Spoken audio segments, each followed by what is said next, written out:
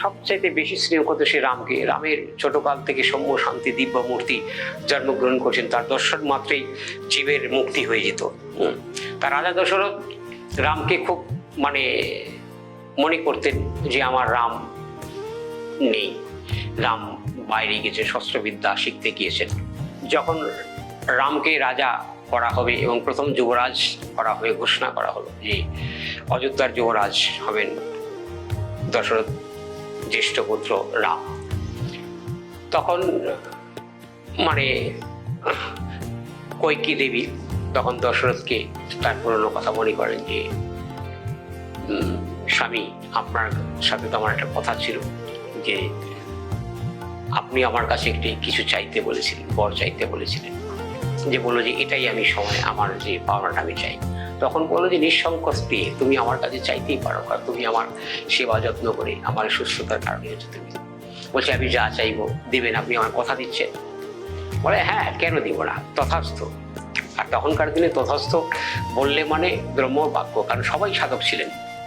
এখনকার দিনে আমরা পড়াশোনা করতে গেলে কত মিথ্যা কথা বলা যায়, সেটার জন্য ট্রেনিং দিতে যাই।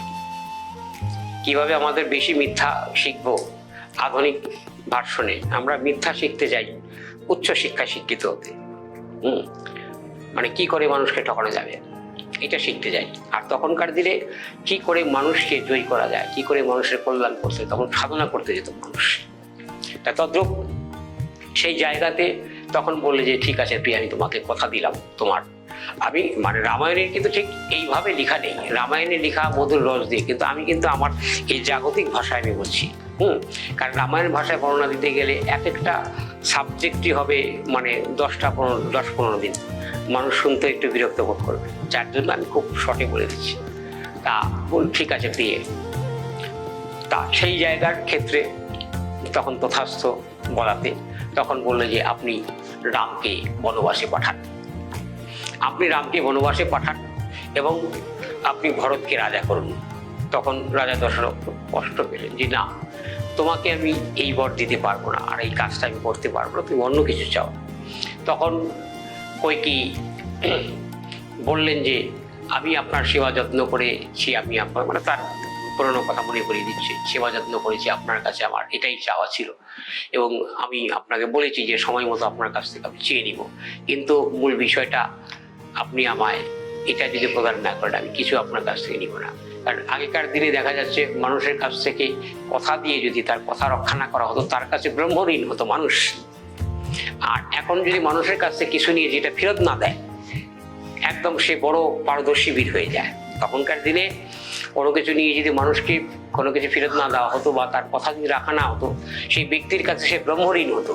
আর এখন যদি মানুষের জিনিস মানুষ মাথায় বাড়ি নিয়ে এসে জোর করে নিয়ে এসে তার কাছে রেখে দেয়, সে বড় পারদর্শিতা, সে সৎপুরুষ হয়ে যায়।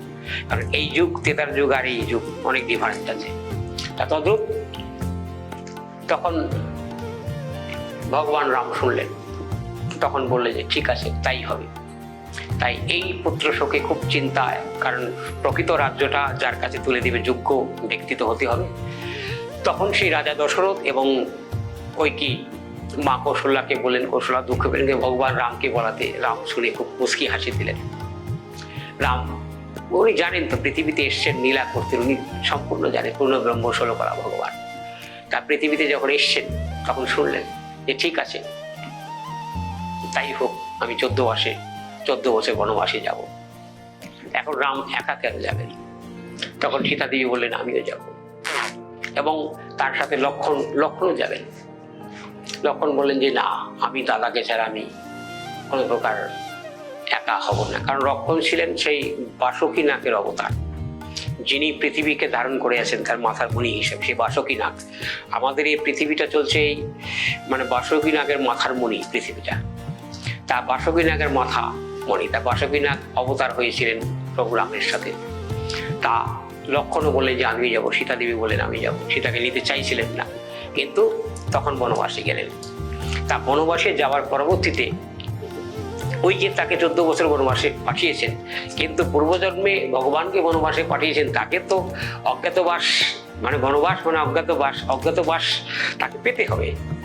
তা যার জন্য দেবকী এবং বসুদেব যার জন্য 14 বছর ভগবান শ্রীকৃষ্ণকে প্রশ্ন করছিলেন যে তুমি কেন আসোনি।